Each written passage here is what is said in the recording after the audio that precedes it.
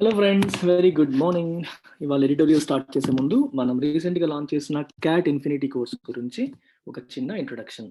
So cat అనేది మీకు తెలిసిందే. ఇండియాలో ప్రీమియర్ బీ స్కూల్స్ అయిన ఇండియన్ ఇన్స్టిట్యూట్స్ ఆఫ్ మేనేజ్మెంట్ ఐఐఎమ్స్లో అడ్మిషన్ కోసం కండక్ట్ చేయబడే test, common admission test, MBA entrance test కింద మీరు తీసుకోవచ్చు ప్రీమియం బీ స్కూల్స్లో ఎంబీఏ చేయడం కోసం. సో దీనికి ఫ్యాకల్టీ ఎవరంటే నేను and Krishna sir. And I got 99 percentile in CAT and Krishna sir got 99.5 percentile in CAT. నేను ఇంగ్లీష్ టీచ్ చేస్తాను వర్బల్, సార్ టీచర్స్ ఎల్ఆర్డిఐ, సార్ వచ్చేసి మీకు LR as well as DI, logical reasoning, data interpretation, దాంతోపాటు quant కూడా sir teach చేస్తారు. So arithmetic portion అంతా కూడా సారే టీచ్ చేస్తారు. అండ్ అలాంగ్ విత్ దిస్, అంటే మేము క్యాట్లో పర్సంటేజ్ సాధించామన్నది ఒకటే పాయింట్ కాదు. మేము క్యాట్ రాసినది 2007-8 ప్రాంతంలో. తర్వాత విడిడ్ ఎంబీఎస్ కూడా మేము top colleges, MDI management development institute, ఇండియాలో ఇది 7th బెస్ట్ బీ స్కూల్. ఈ బీ స్కూల్లో ఇద్దరం కూడా ఎంబీఏ కలిసి కంప్లీట్ చేసాం. తర్వాత సార్ కృష్ణ సార్ ఐసిఐసిఐ బ్యాంక్లో పనిచేస్తున్నారు అండ్ నేను I worked in the corporate for another close to 10 years and quit and started eltex classes. So there is a rich experience. Subject మ్యాటర్తో పాటు బీ స్కూల్ లైఫ్ గురించి మాకు అవగాహన ఉండింది. తర్వాత వచ్చే కార్పొరేట్ లైఫ్లో కూడా సార్ ఇంకా పనిచేస్తున్నారు, నేను 10 years పనిచేశాను. All this will come together and help you in your CAT preparation. And CAT ప్రిపరేషన్లో చాలామంది స్ట్రగుల్ అయ్యేది జీడిపిఐ దగ్గర కూడా. అంటే అలాంగ్ విత్ రిటర్న్ టెస్ట్ అనేది ప్రిపరేషన్ అనేది మనం కామన్గా చేసుకుంటాం. జీడిపిఐకి వెళ్ళేసరికి చాలామంది ఏం మాట్లాడాలో తెలియదు, ఎలా మాట్లాడాలో తెలియదు, చాలా స్ట్రగుల్ అవుతూ ఉంటారు. కారణం ఏంటంటే జనరల్ నాలెడ్జ్, ఎస్పెషల్లీ ఎకానమీకి సంబంధించిన పోర్షన్ పైన సరైన అవగాహన లేకపోవడం వల్ల. ఇన్ఫ్యాక్ట్ మేము ప్రిపేర్ అయ్యేటప్పుడు కూడా వీ ఫేస్డ్ సిమిలర్ ఇష్యూస్. అందుకనే when we decided to launch this, we have decided to have exclusive focus for GDPI right from the beginning.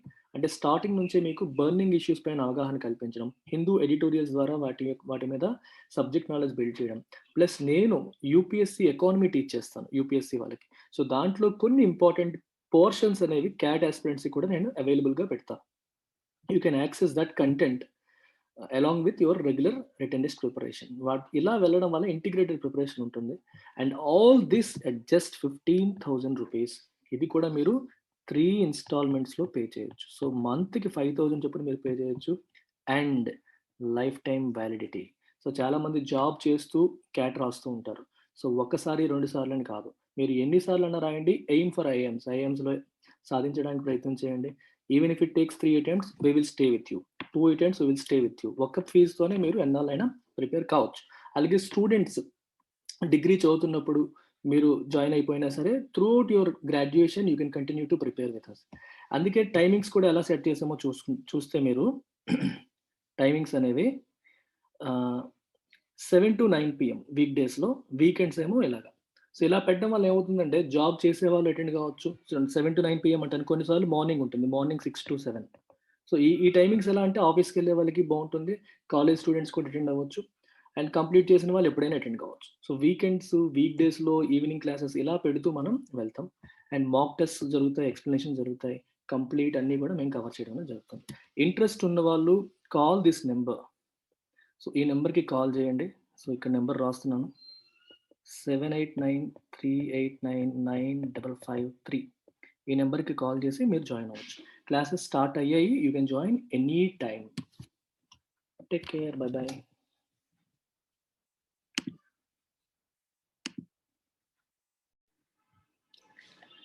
Very good morning. This is the number that you should contact for admissions in any course.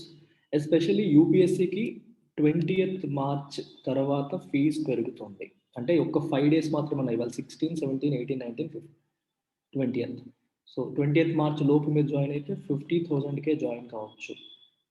అది కూడా 10 ఇన్స్టాల్మెంట్స్లో pay చేయొచ్చు. తర్వాత fee పెరుగుతుంది. Interest ఉన్న వాళ్ళు do it before 20th March. ఈ నెంబర్కి call చేసి మీరు జాయిన్ కావచ్చు. ఈ వీడియో డిస్క్రిప్షన్లో అన్ని శాంపుల్ వీడియోస్ ఉంటాయి, చూడండి. So title of today's editorial says pole position. Pole position interesting word కదా. జనరల్గా ఇది ఎందుకు రాశారంటే ఈ expression common, pole position. Pole position అనే ఎక్స్ప్రెషన్ అనేది కామన్గా వాడతారు, POLE పోల్. పోల్ పొజిషన్ అంటే మీనింగ్ ఏంటంటే an ఇంపార్టెంట్ లేదా best position, competitively powerful position అని అర్థం. అంటే ఇప్పుడు క్రికెట్ ఆడుతున్నప్పుడు టెస్ట్ మ్యాచ్ ఆడుతున్నారు అనుకోండి, India is in the driver's seat అంటారు, India is in the pole position అంటారు. అంటే కరెక్ట్ పొజిషన్లో ఉన్నాం, అంటే మనం ఆల్రెడీ ఫస్ట్ ఇన్నింగ్స్లో బాగా స్కోర్ చేసాం, వాళ్ళని తక్కువ రన్స్కి అవుట్ చేసాం ఫస్ట్ ఇన్నింగ్స్లో, మనకి ఫస్ట్ ఇన్నింగ్స్లో లీడ్ వచ్చింది, so we're in pole position. అలాగే మోటార్ రేస్లో కానీ ఎవరైతే ముందు వెళ్తారో, లేకపోతే ఎవరికైతే మోస్ట్ అడ్వాంటేజియస్ పొజిషన్ దొరుకుతుందో హీఈస్ ఇన్ పోల్ పొజిషన్ అంటారు. అంటే ఒక బెస్ట్ పాసిబుల్ పొజిషన్ అనే సెన్స్లో పోల్ పొజిషన్ వాడతారు. అది కామన్గా వాడే ఎక్స్ప్రెషన్. ఇంట్రెస్టింగ్గా టైటిల్స్ ఎప్పుడు పెట్టినా సరే ఎస్సేస్కి ఇంట్రెస్టింగ్గా ఉండాలని ఒక ఆస్పెక్ట్, అందుకని ఇలా పెట్టారు. అలా సౌండ్ చేసేలాగా పోల్ పొజిషన్. ఇక్కడ పోల్ అంటే ఎలక్షన్స్లో పొజిషన్ ఏంటి, అక్కడ పరిస్థితి ఏంటి గోవాలో అనే యాంగిల్లో టైటిల్ పెట్టడం జరిగింది. Supreme court has boosted independence of SECs in holding local body elections.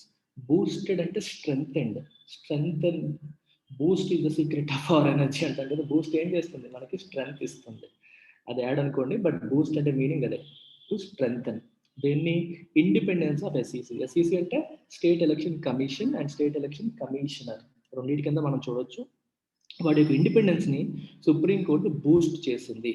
State election commission's A elections conduct చేస్తే, స్టేట్ ఎలక్షన్సా కాదు, local body elections.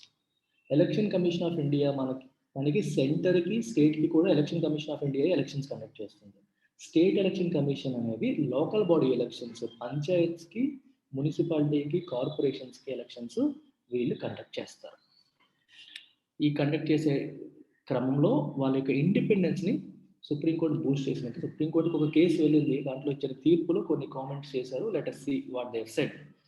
Even though more than a quarter century has elapsed since the constitution was amended to make urban and rural local bodies a self-contained third tier of governance, it is often agreed by experts that there is inadequate devolution of powers to them. దీని అర్థం ఏంటి, even though more than a quarter century, 25 సంవత్సరాలు గడిచినప్పటికీ, 25 సంవత్సరాలు గడిచిపోయినప్పటికీ, since the constitution was amended, constitution amend చేయబడి, రాజ్యాంగం సవరించబడి, was amended, ఎప్పుడైనా సరే బీ ఫామ్ తర్వాత V3 కనిపిస్తే ప్యాసివ్ వాయిస్. కాన్స్టిట్యూషన్ అమెండ్ చేయబడి, సిన్స్ అంటే నుండి, అప్పటి నుండి, ఎప్పటి నుండి కాన్స్టిట్యూషన్ అమెండ్ చేయబడినప్పటి నుంచి 25 సంవత్సరాలు దాటిపోయింది. ఎప్పుడు అమెండ్ చేయబడింది, ఆ కాన్స్టిట్యూషనల్ అమెండ్మెంట్ యాక్ట్స్ ఏంటనేది మీరు కామెంట్ సెక్షన్లో పెట్టండి. పంచాయత్స్కి సంబంధించిన కాన్స్టిట్యూషన్ అమెండ్మెంట్ యాక్ట్ ఏంటి, మున్సిపాలిటీస్కి సంబంధించిన కాన్స్టిట్యూషన్ అమెండ్మెంట్ యాక్ట్ ఏంటి, వాటి సంవత్సరాలు ఏంటి అనేది కూడా you mention it in the comments. దీనికి ఇవి to make urban and rural local bodies a self contained 3 tier of governance. Self contained అంటే వాటి పవర్స్ వాటికే ఉండేలాగా, వాటి ఫంక్షనింగ్ అవే చేసుకునేలాగా. 3 tier అనేది ఎందుకు రాశారు, ఫస్ట్ సెంట్రల్ గవర్నమెంట్, తర్వాత స్టేట్ గవర్నమెంట్, తర్వాత లోకల్ గవర్నమెంట్స్, ఇలా 3 tier ఆర్కిటెక్చర్. సెంటర్ పైన ఉంటుంది, సెంటర్ నుంచి స్టేట్స్కి పవర్స్ డివాల్వ్ అవుతాయి, ఇవ్వబడతాయి. States should also devolve powers to local bodies. Devolution జరగాలి. డివల్యూషన్ అంటే statutory distribution or delegation of powers from top to bottom. అంటే సెంటర్ నుంచి స్టేట్కి, స్టేట్ నుంచి లోకల్ బాడీస్కి చట్ట ప్రకారం పవర్స్ని డెలిగేట్ చేయడాన్ని మనం డివల్యూషన్ అంటాం. అలాగే డివల్యూషన్ నేర్చుకునేటప్పుడు ఇంకొక పదం కూడా ఇంపార్టెంట్, మనకి ఫినాన్స్ కమిషన్ అనే పదం వినుంటారు. ఫినాన్స్ కమిషన్ ఇది కాన్స్టిట్యూషనల్ బాడీ. ఫినాన్స్ కమిషన్ ఏం చేస్తుంది, ఎవ్రీ 5 yearsకి it comes out with a formula. Center స్టేట్కి ఎంత పర్సెంటేజ్ ఆఫ్ ఫండ్స్, సెంటర్కి వచ్చిన టోటల్ ఇన్కమ్లో ఎంత పర్సెంటేజ్ స్టేట్కి ఇవ్వాలి, డివల్యూషన్ ఆఫ్ ఫండ్స్ అంటారు అక్కడ. అంటే సెంట్రల్ గవర్నమెంట్కి వచ్చిన ఆదాయంలో స్టేట్ గవర్నమెంట్స్కి ఎంత పోర్షన్ ఇవ్వాలి అని ఫినాన్స్ కమిషన్ రికమెండ్ చేస్తుంది. జనరల్గా సెంట్రల్ గవర్నమెంట్ దాన్ని ఫాలో అవుతుంది. డివల్యూషన్ అనేది పవర్కి వాడుతున్నాం ఇక్కడ, ఇంకో సందర్భంలో ఫండ్స్ కూడా ఎక్కువగా వాడుతూ ఉంటాం. దాని అర్థం ఏంటి, it is agreed by experts that there is inadequate devolution. అంటే ఈ లోకల్ బాడీస్కి ఇవ్వాల్సినంతగా పవర్స్ ఇవ్వట్లేదు స్టేట్ గవర్నమెంట్స్ అని ఎక్స్పర్ట్స్ ఇప్పటికీ అంటున్నారు. అంటే ఇన్ని సంవత్సరాలు అయిపోయింది, 25 సంవత్సరాలు అయిపోయింది అమెండ్మెంట్ అయ్యి, కానీ ఇప్పటికీ వాడికి దక్కాల్సిన పవర్స్ దక్కట్లేదు. This may somewhat explain the relative lack of autonomy. వాటికి అటానమీ లేకపోవడాన్ని ఇది ఎక్స్ప్లెయిన్ చేస్తోంది. రిలేటివ్ ల్యాక్. రిలేటివ్ అంటే అర్థం ఏంటి ఇక్కడ? రిలేటివ్ అంటే ఇన్ కంపారిజన్ టు అనే మీనింగ్ వస్తుంది. మీరు రిలేటివ్ స్పీడ్ అనే పదం వినుంటారు ఫిజిక్స్లో, అలాగే మీకు టైమ్ అండ్ డిస్టెన్స్లో అర్థమెటిక్ చేసినప్పుడు రిలేటివ్ స్పీడ్ అనే పదం ఉంటారు. రిలేటివ్ అంటే అర్థం ఏంటి? ఇంకొక దాన్ని రిఫరెన్స్గా తీసుకొని. ఇప్పుడు మీకు నేను క్లాస్లో మంచి అర్థమెటిక్ చెప్పేటప్పుడు మా ఇన్స్టిట్యూట్లో చేసేవాళ్ళం అనమాట. రిలేటివ్ స్పీడ్ చెప్పేటప్పుడు ఇక్కడ ఒక అబ్బాయి నిల్చోమనేవాడిని, ఇక్కడ ఒక అబ్బాయి నిల్చోమనేవాడిని, వాడిని అటు నుంచి ఇటు రమ్మనేవాడిని, వీడిని ఇటు నుంచి అటు రమ్మనేవాడిని. సో మధ్యలో ఒక పాయింట్ పెట్టేవాళ్ళం. వీళ్ళిద్దరూ కలవడానికి ఎంత టైం పట్టిందో చూసేవాళ్ళం స్టాప్ వాచ్ పెట్టి. ఇద్దరు ఆపోజిట్ డైరెక్షన్స్లో వచ్చినప్పుడు ఎంతసేపట్లో కలుస్తున్నారు. అలాగే ఇద్దరు సేమ్ డైరెక్షన్స్లో, తిను ఇలా ఉంటాడు, తిను ఇలా ఉంటాడు, తిను అటు వెళ్తాడు, తిను అటు వెళ్తాడు. సో ఇప్పుడు ఈ అబ్బాయి, ఈ సెకండ్ అబ్బాయి ఫస్ట్ అబ్బాయిని క్యాచ్ చేయాలంటే ఏం చేయాలి? మొదటి అబ్బాయి అదే డైరెక్షన్ వెళ్తున్నాడు, తిను కూడా అదే డైరెక్షన్ వెళ్తున్నాడు. సో ఈ అబ్బాయి కంటే ఈ అబ్బాయి ఎక్కువ స్పీడ్లో వెళ్ళాలి, వెళ్తే కానీ క్యాచ్ చేయలేడు. ఈసారి క్యాచ్ చేయడానికి చాలా ఎక్కువ టైం పడుతుంది, ఈ సందర్భంలో తక్కువ టైం పడుతుంది. ఎందుకు పడుతుంది? లైవ్ డెమాన్స్ట్రేషన్ క్లాస్లో చేసేవాళ్ళం ఎప్పుడైనా సరే. ఇద్దరు ఒకే వైపు, ఇప్పుడు చూడండి మొదటి కేసులోనూ వాళ్ళిద్దరి మధ్య డిస్టెన్స్ సేమ్, రెండో కేసులోనూ సేమ్ డిస్టెన్స్, ఒకే చోట నిల్చోబెట్టాం. కానీ డైరెక్షన్స్ మొదటి కేసులో ఆపోజిట్ డైరెక్షన్స్లో ఒకరి వైపు ఒకరు వస్తున్నారు, రెండో కేసులో సేమ్ డైరెక్షన్లో వెళ్తున్నారు. సో రెండో కేసులో సేమ్ డైరెక్షన్స్లో వెళ్ళడం వల్ల మొదటి వ్యక్తి స్పీడ్ని ఓవర్కమ్ చేసి ఇంకా ఎడిషనల్ స్పీడ్తో కవర్ చేయాల్సి వస్తుంది. So relative to he speed, for example ఇతని స్పీడ్ 10 km/h అయితే అంత ఉండదులేండి నడిచేటప్పుడు. ఇతనిది 20 km/h అయితే ఈ రెండో వ్యక్తి ఫస్ట్ ఆ 10 km కవర్ చేస్తే ఇద్దరి మధ్య ఉన్న డిస్టెన్స్ సేమ్ ఉంటుంది. దానికంటే ఎక్స్ట్రా చేస్తేనే ఆ డిస్టెన్స్ తగ్గించుకొని చివరికి తనని కలవగలుగుతాడు. సో రిలేటివ్ స్పీడ్ ఎంత అయింది? 20 - 10, ఓన్లీ 10 km/h అయింది సేమ్ డైరెక్షన్ వెళ్ళినప్పుడు. ఇలా వచ్చినప్పుడు ఆపోజిట్ డైరెక్షన్స్ వెళ్తున్నప్పుడు ఇతనిది 10, ఇతనిది 20 అయితే ఇద్దరు ఒకే వైపు వచ్చేస్తున్నారు. సో మామూలుగా వెళ్ళేదానికంటే ఇంకెక్కువ ఫాస్ట్గా కలుస్తారు. Relative speed is 30 km/h. అర్థమైందా? రిలేటివ్ అనే పదం వచ్చేసరికి నాకు ఎందుకో చెప్పాలనిపించి చెప్పేశాను. ఎవరైనా డిస్ట్రాక్ట్ అయితే క్షమించండి. ఇక్కడ రిలేటివ్ ల్యాక్ ఆఫ్ అటానమీ అంటే ఇన్ కంపారిజన్ టు స్టేట్ గవర్నమెంట్స్కి ఉన్నంత అటానమీ లోకల్ బాడీస్కి లేదు. లేదా ఇన్ కంపారిజన్ టు సెంట్రల్ గవర్నమెంట్స్కి ఉన్నంత అటానమీ వీటికి లేదు. అంటే వాటితో కంపేర్ చేసుకుంటే వీటికి అంత లేదు, అంత అటానమీ లేదు అని అర్థం. ఇలా మనం మాట్లాడుకుంటాం. However, an entirely different facet of the way these local bodies function is that the manner in which their representatives are elected is often beset by controversies. Facet అంటే అర్థం ఏంటి? ఒక సైడ్. ఇప్పుడు మనకు క్యూబ్ తీసుకున్నారనుకోండి, క్యూబ్కి ఎన్ని సైడ్స్ ఉంటాయి? చాలా sides ఉంటాయి. అందులో ఒక side. whenever you say this is another facet of him, అంటే this is another dimension of him, this is another side of him, మనకి అందులో ఒక సైడే మనం చూసాం, రెండవ వైపు మనం చూడలేదు. బాలయ్య బాబు డైలాగ్ గుర్తొస్తుంది అనుకుంటాను మీకు. వద్దురండి ఇప్పుడు. అండ్ ఎంటైర్లీ డిఫరెంట్ ఫేసెట్ అంటే డైమెన్షన్ ఆర్ సైడ్ అని అర్థం. An entirely different facet of the way these local bodies function is that ఈ లోకల్ బాడీస్ ఫంక్షన్ చేసే విధానంలో ఒక డైమెన్షన్ ఏంటంటే is that the manner in which their representatives are elected.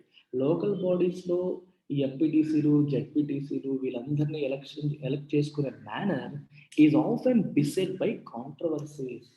Bisect అంటే అర్థం ఏంటి? ట్రబుల్డ్ అని అర్థం. ఎప్పుడు కూడా కాంట్రవర్సీస్తో అది ట్రబుల్ అవుతూ ఉంటుంది, వివాదాస్పదం అవుతూ ఉంటుంది. రైట్? ఎందుకో కూడా చూద్దాం. Local polls are often marred by violence and charges of arbitrary delimitation and reservation of wards. రెండు ఇష్యూస్ ఉన్నాయి ఇక్కడ. They are often marred by violence. Violence అంటే హింస. మార్ అంటే అర్థం ఏంటి? What is the meaning of mar? What is the meaning of mar? Mar అంటే spoil, ఒక క్వాలిటీ దెబ్బతిండం, ఇంపైర్, డ్యామేజ్, స్పాయిల్ అని అర్థం. They are often damaged. ఏ డ్యామేజ్ అవుతుంది? వాటి రెప్యుటేషన్. లోకల్ పోల్స్ ఎప్పుడు కూడా డ్యామేజ్ అవుతాయి, స్పాయిల్ అవుతాయి. దేనివల్ల? వైలెన్స్, హింస జరగడం వల్ల ఈ పోల్స్ కరెక్ట్గా జరిగాయా లేదా అనుమానాలు వ్యక్తపరుస్తూ ఉంటాయి. అండ్ చార్జెస్ అంటే ఆరోపణలు of arbitrary delimitation. What is the meaning of delimitation? Delimitation అంటే మీనింగ్ ఏంటి చూడండి. ఇప్పుడు ఇక్కడ నుంచి ఇక్కడ వరకు ఒక వార్డు, ఇక్కడ నుంచి ఇక్కడ వరకు ఇంకొక వార్డు, అంటే ఈ ప్లేస్ నుంచి ఈ ప్లేస్ వరకు, ఈ ప్లేస్ నుంచి ఈ ప్లేస్ వరకు మనం ప్లేసెస్ ఫిక్స్ చేస్తాం చూడండి, బౌండరీస్ ఫిక్స్ చేస్తాం చూడండి, that is called delimitation. Arbitrary అంటే వితౌట్ ఎనీ లాజిక్ రీజన్ లేకుండా ర్యాండమ్ గా మన అధికార పార్టీ వాళ్ళకి ఏది సూట్ అయితే ఆ రకంగా డీలిమిటేషన్ చేసింది అనుకోండి, అప్పుడు ఆర్బిటరీ డీలిమిటేషన్ అంటాం. ఇక్కడ నుంచి చెప్పి బౌండరీస్ ఫిక్స్ చేయండి, ఇది 1వ వార్డు, ఇది 2వ వార్డు, ఇది 3వ వార్డు అని చెప్పి వాళ్ళకి తగ్గట్టుగా మార్చేసుకోవడం. అండ్ రిజర్వేషన్ ఆఫ్ వార్డ్స్ని రిజర్వ్ చేయాలి. ఎందుకు? లోకల్ బాడీ ఎలక్షన్స్లో ఎస్సీ ఎస్టీ రిజర్వేషన్ ఉంటుంది, ఉమెన్ రిజర్వేషన్ ఉంటుంది. ఆ రిజర్వేషన్ మనకి చట్టం ఉంది, ఆ చట్టం ప్రకారం ఇవ్వాలి. అది సరిగ్గా ఇవ్వకపోవడం, కొంచెం ఫాలో అవ్వకపోవడం, ఇట్లాంటి వాటితో కాంట్రవర్సీస్తో ఎప్పుడు కూడా ఈ లోకల్ బాడీ ఎలక్షన్స్ అనేవి సఫర్ అవుతూ ఉంటాయి, దెబ్బతింటూ ఉంటాయి. అదే చెప్తున్నారు ఇక్కడ.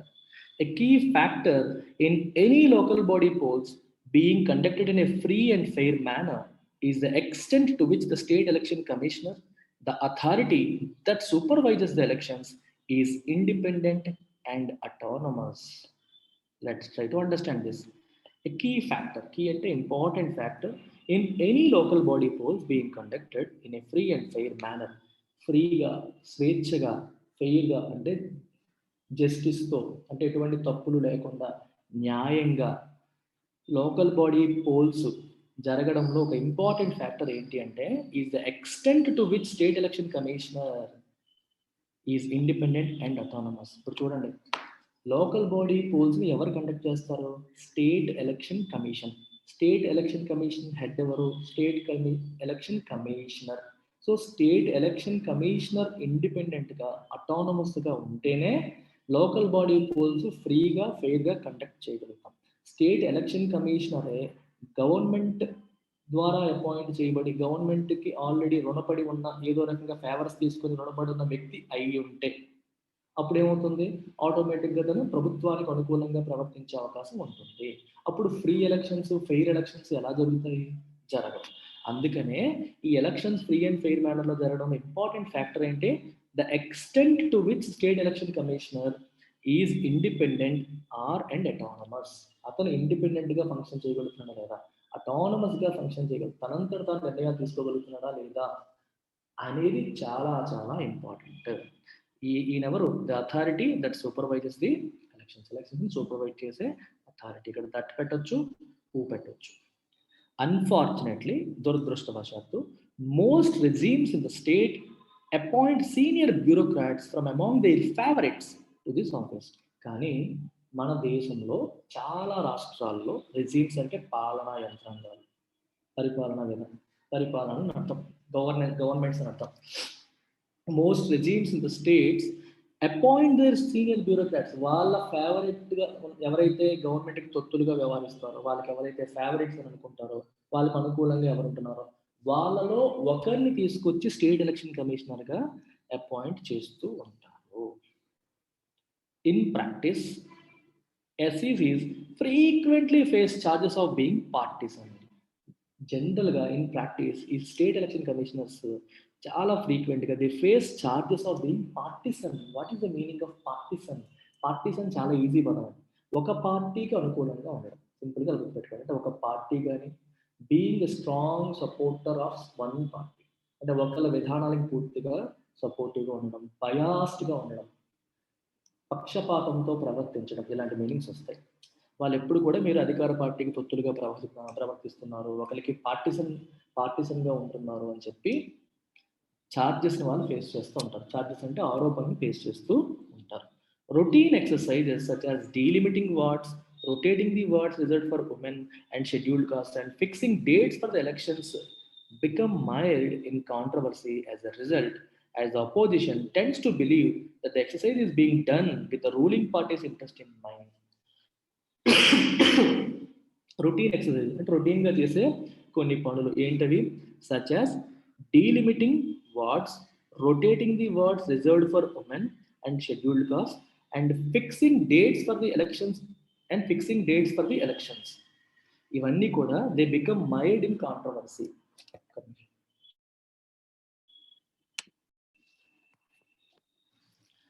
చూడండి ఇక్కడ, delimiting wards, rotating wards reserved for women and scheduled caste often become mired in controversy as a result, as the opposition tends to believe that the exercise is being done with the ruling party's interest in mind. దీని అర్థం ఏంటంటే mild అని చెప్పి రాశారు ఇక్కడ పదం. Mild అంటే అర్థం ఏంటంటే to become stuck in mud, అంటే బురదలో కూరుకుపోవడం.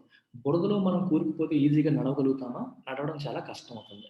అలాగే మైల్డ్ ఇన్ కాంట్రవర్సీస్ అంటారు. వివాదాల్లో కూరుకుపోవడం. కూరుకుపోతే మనం అంటే ఒక డిఫికల్ట్ సిట్యుయేషన్‌లో మనం పడిపోయాము, వివాదాల్లో కూరుకుపోయాము అని చెప్పడానికి మైర్ అనే పదం వాడతారు. ఇక్కడ ఏమవుతుందంటే ఎప్పుడు కూడా ఈ ఎలక్షన్ కమిషన్ డ్యూటీస్‌లో భాగంగా డీలిమిటింగ్ చేస్తారు. డీలిమిటింగ్ అంటే ఎక్కడి నుంచి ఎక్కడి వరకు ఏ వార్డు, ఈ ఇంటి నుంచి ఈ ఇంటి వరకు, ఈ ఇంటి నెంబర్ నుంచి ఈ ఇంటి వరకు, ఈ వీధి ఈ వార్డు కింద వస్తుంది. ఇది డీలిమిటింగ్. అలాగే rotating wards reserved for women. ఉమెన్‌కి 33% రిజర్వేషన్ ఇచ్చారు. మరి ఈ ప్రతిసారి ఒకే వార్డుకి ఇస్తారా? ఇవ్వకూడదు. తర్వాత వార్డులు మారుస్తూ ఉండాలి. పంచాయతీలు మారుస్తూ ఉండాలి. ఆ రొటేషన్ చేస్తూ ఉండాలి. ఏసారి ఎవరికి ఏమొస్తుందో తెలీదు. అలాగే ఎస్సీ, ఎస్టీ గేట్ రిజర్వ్ చేశారో తెలీదు. సో ఇవన్నీ కూడా ఎవరి చేతిలో ఉంటాయి? ఎలక్షన్ కమిషన్ చేతిలో ఉంటాయి. ఎలక్షన్ కమిషన్ గవర్నమెంట్ ద్వారా అపాయింట్ చేయబడ్డ గవర్నర్ ద్వారా అపాయింట్ చేయబడ్డ ఎలక్షన్ కమిషనర్ నడుపుతారు. సో అతను ప్రభుత్వానికి తొత్తుగా వ్యవహరిస్తే వాళ్ళకి అనుకూలంగా ఇవన్నీ చేసే కార్యక్రమం ఉంటుంది, అనుకూలంగా చేసే అవకాశం ఉంటుందని చెప్పి అపోజిషన్ పార్టీస్ ఎప్పుడు నమ్ముతాయి. ఎందుకంటే they always feel all these things are done with ruling parties interest in mind. వాళ్ళ ప్రయోజనాన్ని దృష్టిలో పెట్టుకొని వీళ్ళు చేస్తున్నారు అని చెప్పి అపోజిషన్ పార్టీ వాళ్ళు నమ్ముతూ ఉంటారు. Even though this cannot be generalized in respect of all states and all those manning that position, it is undeniable that SECs do not seem to enjoy the confidence of political parties and the public to the same extent as the Election Commission of India as far as their independence is concerned. అయితే అన్ని స్టేట్స్కి ఇది మనం generalise చెయ్యలేము. Cannot be generalise in respect of all states and all those manning the position. అంటే ప్రతి రాష్ట్రంలోనూ ఇలాగే జరుగుతుంది, ప్రతి రాష్ట్రంలో ఉన్న స్టేట్ ఎలక్షన్ కమిషనర్ కూడా ఇలాగే వాళ్ళకి తొత్తులుగా వ్యవహరిస్తున్నారు అని మనం జనరలైజ్ చేయలేనప్పటికీ ఇట్ ఈస్ అన్డినయబుల్. కానీ ఇది డినై చేయలేనిది. డినై అంటే రిజెక్ట్ చేయలేనిది ఏంటి? దట్ ఎస్ఈసీస్ do not seem to enjoy the confidence of political parties. Political parties మరియు పబ్లిక్ యొక్క నమ్మకాన్ని ఎస్ఈసీస్ ఎంజాయ్ చేయలేకపోతున్నారు. వాళ్ళకి ప్రజలు మరియు పొలిటికల్ పార్టీస్ స్టేట్ ఎలక్షన్ కమిషనర్స్ని నమ్మే పరిస్థితులు లేవు. To the same extent as the election commission of India. Election commission of ఇండియాని అందరూ నమ్ముతున్నారు. వాళ్ళు నిష్పక్షపాతంగా పారదర్శకంగా వాళ్ళు కండక్ట్ చేస్తారని చెప్పి ఎలక్షన్ కమిషన్ ఆఫ్ ఇండియా నమ్ముతున్నాం, కానీ స్టేట్ ఎలక్షన్ కమిషన్ నమ్మలేని పరిస్థితులు ఇప్పుడు కనిపిస్తున్నాయి. As far as their independence is concerned. వాళ్ళు ఇండిపెండెంట్గా పనిచేస్తారు ఎలక్షన్ కమిషన్ ఆఫ్ ఇండియా వాళ్ళు, కానీ స్టేట్ ఎలక్షన్ కమిషన్ అనేది ఇండిపెండెంట్గా పనిచేయదు. రాష్ట్ర ప్రభుత్వం లేకపోతే whoever they are favourites to వాళ్ళతో ఇదిలో వెళ్ళిపోతారు అనేది ఒక రకమైన అపనమ్మకం ఫామ్ అయిపోయింది స్టేట్ ఎలక్షన్ కమిషన్ పైన. ఇలాంటి పరిస్థితుల్లో it is in this backdrop, ఇలాంటి బ్యాక్గ్రౌండ్లో the Supreme Court's judgement declaring that a state election commissioner should be someone completely independent of the state government acquires salience. Supreme court రీసెంట్గా ఒక తీర్పులో ఏం చెప్పింది? State election commissioner should be completely independent of the state government. State గవర్నమెంట్కి ఏ రకంగానూ సంబంధం లేని వ్యక్తి అయి ఉండాలి ఆయన అపాయింట్ చేసేటప్పుడు. స్టేట్ ఎలక్షన్ కమిషనర్ని గవర్నర్ అపాయింట్ చేస్తారు. గవర్నర్ ఎవరి రికమెండేషన్స్ విని అపాయింట్ చేస్తారు? CM recommendations, council of ministers recommendations విని గవర్నర్ అపాయింట్ చేస్తారు. Article 243K(1) clause 1, article 243K clause 1లో చెప్తారు గవర్నర్ వీళ్ళని. ఇన్ఫాక్ట్ ఈ లోకల్ ఎలక్షన్స్కి సంబంధించిన ఆర్టికల్ అది, లోకల్ బాడీ ఎలక్షన్ సంబంధించి, అందులోనే మీకు వీళ్ళ అపాయింట్మెంట్ గురించి కూడా రాసి ఉంటుంది. ఆర్టికల్ 243K, అలాగే ఆర్టికల్ 243K(1), ఆర్టికల్ 243K(2), ఈ రెండు అనమాట. So state election commissioner appointed by the governor, he will monitor, supervise these Panchayat and local body elections. అలాగే ఈ స్టేట్ ఎలక్షన్ కమిషనర్ యొక్క కండిషన్స్ ఆఫ్ సర్వీస్, టెన్యూర్, ఇవన్నీ కూడా గవర్నరే డిసైడ్ చేస్తారు, subject to the provisions made by the law made by state legislature. సింపుల్గా చెప్పాలంటే state legislature, ఇప్పుడు ఆంధ్రప్రదేశ్ ఉందనుకోండి, ఆంధ్రప్రదేశ్ స్టేట్ లెజిస్లేచర్ అంటే అసెంబ్లీ కెన్ మేక్ ఏ లా, ఒక చట్టం చేయొచ్చు. ఏమని? మన రాష్ట్రంలో పనిచేసే స్టేట్ ఎలక్షన్ కమిషనర్ యొక్క పదవీ కాలం ఎంత అయి ఉంటుంది, తనకి ఇలా ఫలానా అర్హతలున్న వ్యక్తినే మనం స్టేట్ ఎలక్షన్ కమిషనర్గా ఎన్నుకోవాలి అని చెప్పి కండిషన్స్ ఆఫ్ సర్వీస్ని వీటన్నిటిని కూడా అసెంబ్లీ చట్టం చేయొచ్చు.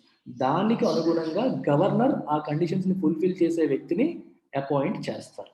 అయితే ఇక్కడ ఒక విషయం ఏంటంటే, అపాయింట్ చేయడం అనేది గవర్నర్ చేతిలోనే ఉంది. అలా అని చెప్పి ఎప్పుడు కావాలంటే అప్పుడు అతను రిమూవ్ చేసేయచ్చా? రిమూవ్ చేయకూడదు.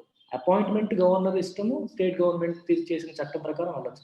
రిమూవల్ మాత్రం ఒక హైకోర్టు జడ్జిని ఏ రకంగా రిమూవ్ చేస్తారో అదే ప్రొసీజర్ ఫాలో అయ్యి స్టేట్ ఎలక్షన్ కమిషనర్ని రిమూవ్ చేయాలి. అంతేగాని ఇష్టం వచ్చినట్టు నాకు నచ్చలేదని చెప్పి రిమూవ్ చేయాలంటే అవ్వదు. రెండవది, అతను పదవీ కాలంలో ఉన్నప్పుడు, ఫర్ ఎగ్జాంపుల్ అతను ఆ పదవిని స్వీకరించినప్పుడు 5 years టైం ఫ్రేమ్ ఇచ్చారనుకోండి. ఆ 5 ఏళ్లలో అతని యొక్క కండిషన్స్ని కానీ సర్వీస్ కండిషన్స్ని మార్చకూడదు. అతనికి డిసడ్వాంటేజ్ కలిగించేలాగా సర్వీస్ కండిషన్స్ ఆఫ్ సర్వీస్ని చేంజ్ చేయకూడదు. అర్థమైందా? అతని సర్వీస్ కండిషన్స్ చేంజ్ చేయకూడదు, టు హిస్ డిసడ్వాంటేజ్ చేయకూడదు. హైకోర్టు జడ్జిని రిమూవ్ చేసే ప్రొసీజర్ ఎలా ఉంటుంది? సుప్రీం కోర్ట్ జడ్జిని రిమూవ్ చేయడానికి ఏ ప్రొసీజర్ ఉంటుందో సేమ్ ప్రొసీజర్లో హైకోర్టు జడ్జిని రిమూవ్ చేస్తారు. సో స్టేట్ ఎలక్షన్ కమిషనర్ని కూడా అదే ప్రొసీజర్లో రిమూవ్ చేయాలి. సో ఈ జడ్జిని ఎలా రిమూవ్ చేస్తారనేది మీరు కొంచెం రీసెర్చ్ చేసి కామెంట్ సెక్షన్లో పెట్టండి. సో ఈ బ్యాక్ డ్రాప్లో అంటే స్టేట్ ఎలక్షన్ కమిషనర్స్ ప్రభుత్వానికి అనుకూలంగా ప్రవర్తిస్తున్నారనే విమర్శలు ఎక్కువగా వస్తుంది. ఈ బ్యాక్ డ్రాప్లో సుప్రీంకోర్టు ఏం చెప్పింది? ఇకపై మీరు ఎవరైనా స్టేట్ ఎలక్షన్ కమిషనర్ని అపాయింట్ చేస్తే he should be someone completely independent of the state government. State గవర్నమెంట్కి ఏదైనా సంబంధం లేని వ్యక్తి అయి ఉండాలని చెప్పి వాళ్ళు తీర్పు ఇచ్చారు. సో దిస్ వర్డిక్ట్, ఆ తీర్పు అనేది ఎక్వైర్స్ సాలియన్స్ అంటే ప్రామినెన్స్, ఇంపార్టెన్స్ని సాధించుకుంది. ఎందుకంటే ఈ బ్యాక్ డ్రాప్లో ఇది వచ్చింది కాబట్టి. It has described the Goa governments decision in asking its law secretary to hold additional charges SEC as a mockery of the constitutional mandate. చూసారా, గోవా గవర్నమెంట్ ఏం చేసింది? తనకి ఆల్రెడీ ఉన్న లా సెక్రటరీనే నువ్వే స్టేట్ ఎలక్షన్ కమిషనర్గా కూడా చేసాయి, అడిషనల్ బాధ్యత. స్టేట్ ఎలక్షన్ కమిషనర్ అనేది ఎంత ఇంపార్టెంట్ రోల్. లా సెక్రటరీగా ఒక రోల్ ప్లే చేస్తున్న వ్యక్తికి అడిషనల్ డ్యూటీ కింద స్టేట్ ఎలక్షన్ కమిషనర్ పదవి కూడా ఇచ్చేసింది. దాన్ని సుప్రీంకోర్టు ఏమంది? It's a mockery of the constitutional mandate. Constitution చెప్పిన దాన్ని మనం అపహాస్యం చేస్తున్నట్టుగా ఉంటుంది, దాన్ని గౌరవించకుండా దాన్ని మోకరీ చేస్తున్నట్టుగా, అపహాస్యం చేసినట్టుగా ఉంది అని చెప్పి సుప్రీంకోర్టు కామెంట్ చేసింది. By invoking its extraordinary power under Article 142 of the Constitution, the court has asked all SECs who are under the direct control of the respective state governments to step down from their post. Article 142లో సుప్రీంకోర్టుకి కొన్ని extraordinary powers ఉన్నాయి. ఏంటి ఆ powers? Supreme court may issue a decree or order that is enforceable throughout the country. అంటే supreme court ఏదైనా విషయంలో పూర్తి జస్టిస్ జరగాలి అని భావించినప్పుడు ఎటువంటి ఆర్డర్ అయినా సరే పాస్ చేయవచ్చు. Whenever it feels complete justice జరగాలి అంటే నేను ఈ ఆర్డర్ పాస్ చేయక తప్పదు అని అది భావించినప్పుడు ఆర్డర్ పాస్ చేయవచ్చు. ఆ ఆర్డర్ అనేది దేశమంతా అప్లై అవుతుంది. ఇప్పుడు సుప్రీంకోర్టు ఏం చెప్పింది? ఎక్కడెక్కడైతే రాష్ట్ర ప్రభుత్వానికి సంబంధించిన వాళ్ళే స్టేట్ ఎలక్షన్ కమిషన్లో కమిషనర్గా పనిచేస్తున్నారు వాళ్ళందరూ కూడా మీ పదవుల నుంచి వైదొలగండి, స్టెప్ డౌన్ అయిపోండి అని చెప్పి సుప్రీంకోర్టు ఆర్డర్ పాస్ చేసింది. ఇన్ ప్రాక్టీస్ మామూలుగా ఏం చేస్తారు? Most states appoint retired bureaucrats as ఎస్సీస్. ఆల్రెడీ రిటైర్ అయిపోయిన ఐఏఎస్ ఆఫీసర్స్ ఉంటారు కదా, ప్రిన్సిపల్ సెక్రటరీస్ ఈ లెవెల్లో ఉన్న వాళ్ళు, రిటైర్ అయిన వాళ్ళు, వాళ్ళని ఎస్సీసీస్ కింద అపాయింట్ చేస్తారు.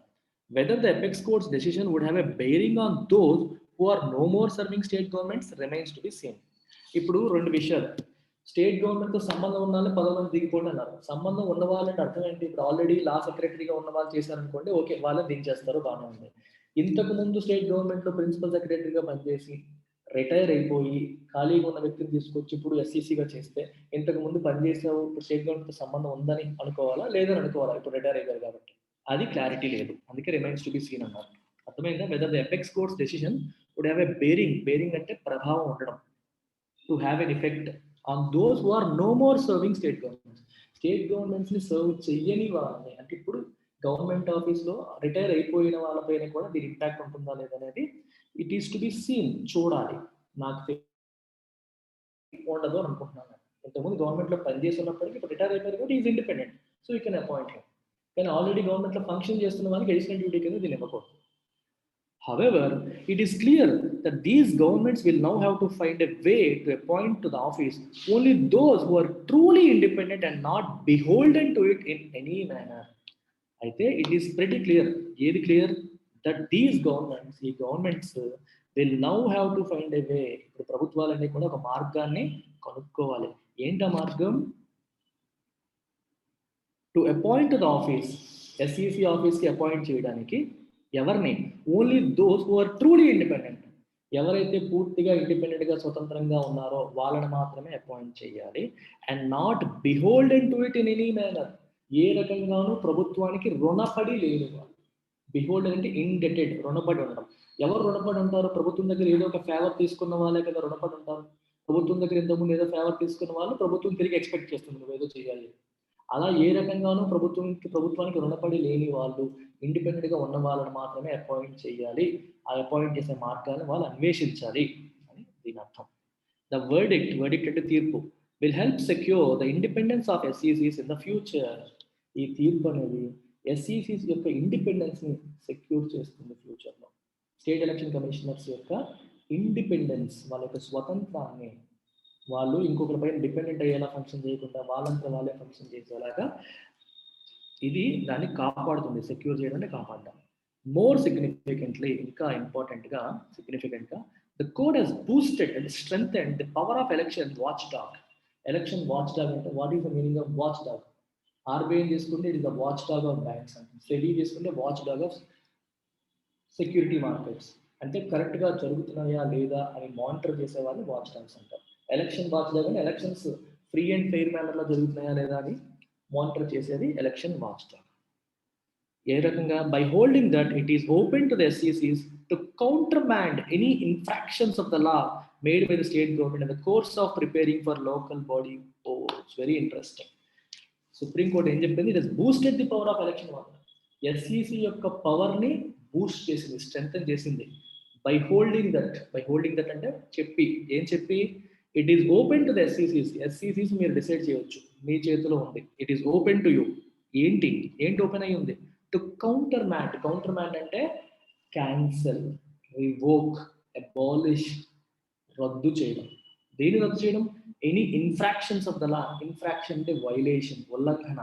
చట్టాన్ని ఉల్లంఘించి ఏదైనా సరే స్టేట్ గవర్నమెంట్స్ పని చేస్తే ఆ పనిని, ఆ జీవోని, వాటిని రద్దు చేసే అధికారం ఎస్ఈసీస్కి ఉంది అని చెప్పి సుప్రీంకోర్టు అంటోంది. Okay, in the course of preparing for local body పోల్స్కి ప్రిపేర్ అయ్యే క్రమంలో ఎవరైనా వాళ్ళ చట్టాన్ని ఉల్లంఘించే కార్యక్రమాలు స్టేట్ గవర్నమెంట్ చేస్తే ఆ యాక్షన్స్ మీరు కౌంటర్మాండ్ చేయొచ్చు, అంటే రద్దు చెయ్యవచ్చు. రెజీమ్స్ ఇన్ ద స్టేట్స్, రాష్ట్రాల్లో ఉన్న ఈ పరిపాలన యంత్రాంగాలు, ప్రభుత్వాలు would have to wake up to the reality. వాళ్ళు ఇప్పుడు ఈ కొత్త రియాలిటీకి, దీనికి they have to wake up to it, realize అవ్వాలి వాళ్ళు. That they cannot always control the local body polls as in the past. ఇంతకు ముందు ఏ రకంగా అయితే లోకల్ బాడీ పోల్స్ మీరు కంట్రోల్ చేశారో, ఇకపై అలా కంట్రోల్ చెయ్యలేము అన్న న్యూ రియాలిటీకి they have to wake their minds up. నిద్రలో ఉంటే లేవండి, మీ పప్పులు ఇంకా ఉడకవు, కొత్త పద్ధతి వచ్చింది, ఎస్ఈసీస్ ఆర్ మోర్ పవర్ఫుల్ నౌ అని చెప్పి లాస్ట్ స్టేట్మెంట్ చెప్తుంది. That's it. సో దీంట్లో మీరు సమ్మరైజ్ చేయాలంటే అర్థం అంటే, గోవాలో చిన్న ఇష్యూ జరిగింది. గోవా గవర్నమెంట్ ఏం చేసింది, అక్కడ ఉన్న లా సెక్రటరీనే స్టేట్ ఎలక్షన్ కమిషనర్గా అపాయింట్ చేసేసింది. అక్కడ వాళ్ళు డీలిమిటేషన్, రిజర్వేషన్ ఇవన్నీ చేసినప్పుడు తప్పులు చేశారు. సో అందుకని హైకోర్టుకి వెళ్ళారు. హైకోర్టు ఏమో గవర్నమెంట్కి మళ్ళీ చేయమని చెప్పింది. గవర్నమెంట్ సుప్రీంకోర్టుకి వెళ్ళింది. సుప్రీంకోర్టు కూడా హైకోర్టు చెప్పిన తీర్పునే సమర్థించింది. ఆ డీటెయిల్స్ ఇక్కడ లేవు, నేను చెప్పాను. సుప్రీంకోర్టు హైకోర్టు చెప్పిన తీర్పుని సమర్థించి సుప్రీంకోర్టు ఏం చెప్పిందంటే, అలా మీకు ఆల్రెడీ మీ దగ్గర పనిచేస్తున్న వాళ్ళని తీసుకొచ్చి మీరు ఎలక్షన్ కమిషనర్గా పెట్టకూడదు, he has to be independent అని చెప్పారు. సో మీకు సంబంధం లేని వాళ్ళు, మీ పైన ఆధారపడిన వాళ్ళు, మీకు రుణపడి లేని వాళ్ళని మీరు తీసుకొచ్చి, ఇండిపెండెంట్ ఉన్న వ్యక్తిని తీసుకొచ్చి మీరు స్టేట్ ఎలక్షన్ కమిషనర్గా పెట్టాలి, ఆల్రెడీ ఉన్న వాళ్ళని పెట్టకూడదు అని క్రిస్టల్ క్లియర్గా చెప్పింది. మరియు స్టేట్ ఎలక్షన్ కమిషనర్కి మీకు పవర్స్ ఉన్నాయి. ఏం పవర్స్? వాళ్ళు చట్టాన్ని ఉల్లంఘిస్తూ ఏదైనా కార్యక్రమాలు చేస్తే వాటిని రద్దు చేసే పవర్స్ మీకు ఉన్నాయి అని చెప్పి స్టేట్ ఎలక్షన్ కమిషనర్స్కి చెప్పడం జరిగింది. That's it. Take care. By by. మర్చిపోయాను, యూపీఎస్సీ ఆస్పిరెంట్స్ దీని కామెంట్ సెక్షన్లో వాట్సాప్ గ్రూప్ ఉంటుంది, ఇన్స్టిట్యూట్ వాట్సాప్ గ్రూప్, అందులో జాయిన్ అవ్వండి. కొన్ని ట్రయల్ క్లాసులు అవుతూ ఉంటాయి, మీరు అటెండ్ అవ్వచ్చు.